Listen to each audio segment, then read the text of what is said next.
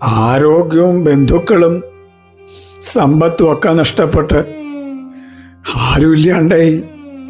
കൃഷ്ണ, ഞാൻ നിന്റെ നടയിലെത്തിയേക്കണു.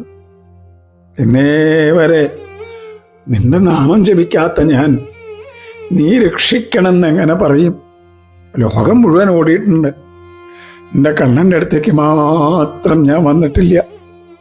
ഒരു തുളസിമാല എൻ്റെ കണ്ണിന് തന്നിട്ടില്ല.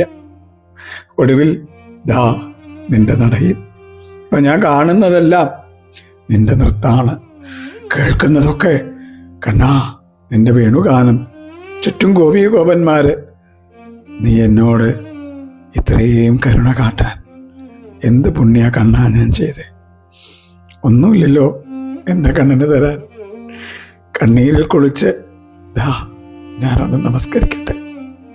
കൃഷ്ണ, ഗുരുവായൂരപ്പ.